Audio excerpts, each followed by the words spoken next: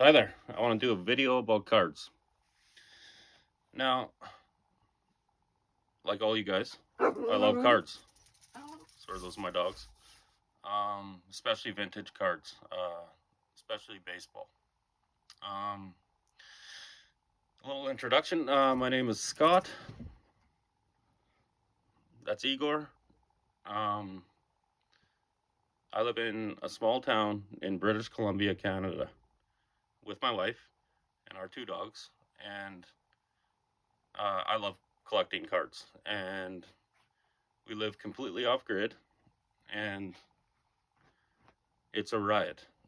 She's out in the greenhouse right now, putting seeds in for the harvest season, which will come this summer and fall.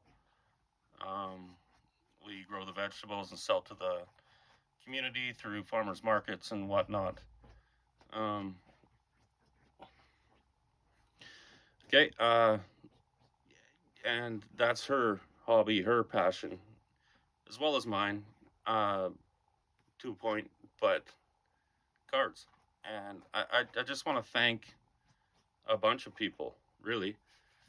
Um, First, I'll say this: living in Canada and collecting cards, it's not as simple as it is uh, if I were to be living in the States. If I order a card off eBay, I get dinged. International fees, customs fees, the shipping is outrageous. Um, so I want to say this: Facebook. I don't agree with Facebook. I don't understand. I don't know. I don't appreciate the premise of how it started, but I will say Facebook has a couple really good vintage card groups. Eli, um, with really good guys like Henry, Chris, Todd, Adam, Ryan. You all know who you are. They're all legit. They set up at the big shows. You can buy, sell, trade on there um, for really half the price of ordering things through eBay. Because honestly, guys, they rob us, Canadians. Anyhow, YouTube, the YouTube community is amazing. The card community, uh, Chris, Greg, Darren, Billy, Mike. Um, you all know who you are, who I'm talking about. I subscribe to all you guys. Um, like I said, my wife and I, we live completely off grid, and if it weren't for that, is to say, no television or anything. So, um, and if it seems dark in here, that's because it is. Now, we we have our phones, and without our phones, I mean that's our entertainment. Um, as far as television, YouTube, the card community. About 8 years ago, I got on there when we still lived at our house and whatnot. Um, and Ray from Philly. Now, I didn't know such a thing existed where people were doing videos about cards, and I got hooked right from there. It went from Ray from Philly to Silver Jackify, Elite Co 3 to all you guys. And I really want to thank you because you guys are my entertainment. I love it. Every day there's something new to watch. Um, and you guys have taken it one step further for me. Now I'll show you. Greg at Midlife Cards signed his T206 and he sent that to me in the mail. And I got Darren's 10 out of 20 signed. His 38 heads up Gaudi. Now, a little bit of, about cards. Now, I grew up playing hockey, and I grew up playing baseball. Now, hockey cards were available right from the get go. I can remember buying 81, 82 O-Pee-Chee packs um, of hockey cards all the time, and right up until 88, 89 OPG. Now, baseball cards they weren't anywhere in small towns in Canada. I mean, not readily available, anyways. But something happened there in 1989, and I think you know what I'm going to be alluding to, and that's Upper Deck came out, and all of a sudden we could buy baseball cards. And what better card to show off than this? It's an 8.5, obviously. Now, the difference between this and a 10, besides $2,700, I don't know. And nothing screams my childhood more than this card right here and this card right here. Now, I've got a few of them. So what I'm working on right now is a run from 1948 Bowman through 59 Topps, and I'm including that 48, 49 Leaf set too because I just love it. And I'll start by showing the 148, 49 Leaf card that I do have. Now, why is this controversial? 48, 49.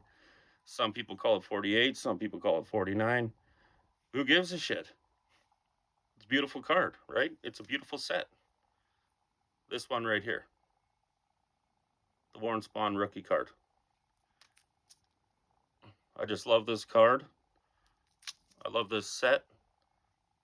It's nicely centered.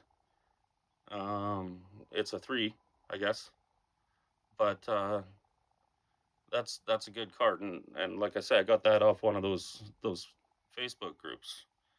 Now, I'd like to know, what other card would you suggest that I buy from that set? I'm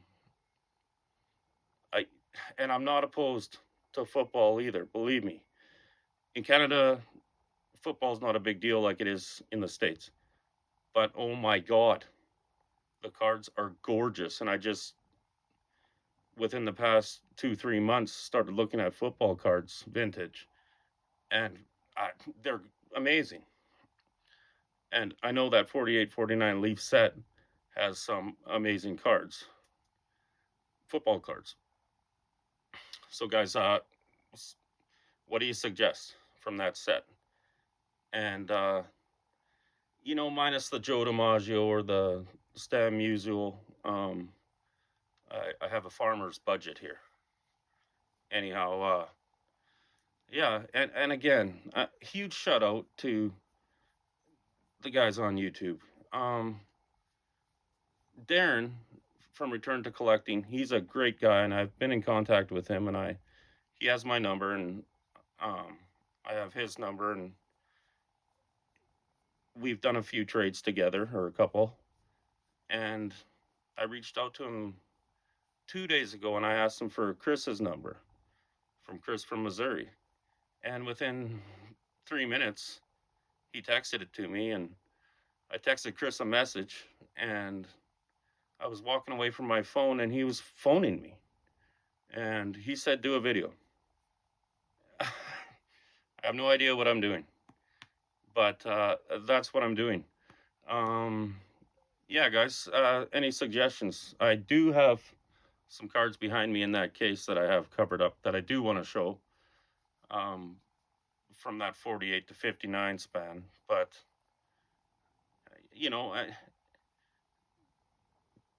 there are a lot of gaps.